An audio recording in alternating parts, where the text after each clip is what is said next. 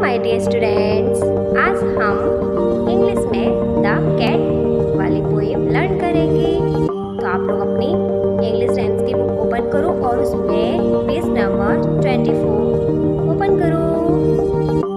तो ये है आपका पेज नंबर 24।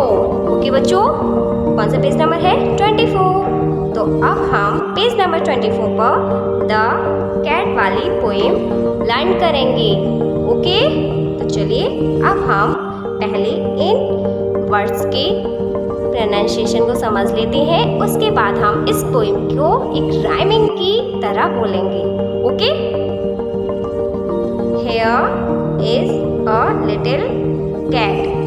हेयर के बाद जो ये एस लगा हुआ है बच्चों, तो यहाँ पर हम हेयर्स अ लिटिल कैट नहीं बोलेंगे, here is a little cat, क्योंकि जब हम राइमिंग बोलेंगे ना तो राइमिंग में हेयर्स अ लिटिल कैट अच्छा नहीं लगेगा, here is a little cat इस तरह बोलेंगे तो ज़्यादा अच्छा लगेगा। Okay, looking fine and fat, sitting on a mat, playing with a hat, give the cat a pat, she will be pleased with that.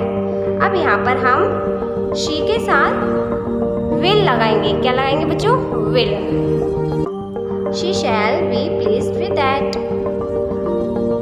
अब हम इसको एक राइमिंग की तरह बोलेंगे।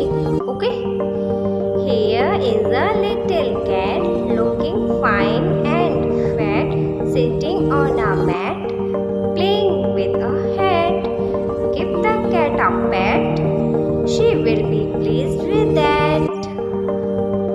Here is a little cat looking fine and fat. Here is a little cat looking fine and fat, sitting on a mat, playing with a hat.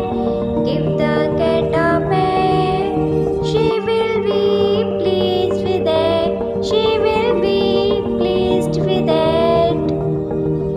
Here is a little cat looking fine and fat, sitting on a mat, playing with a hat.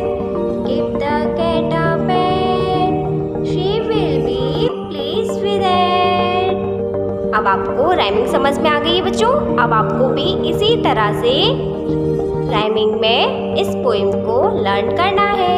Okay, तो चलिए अब आप इसको learn करो। Bye bye.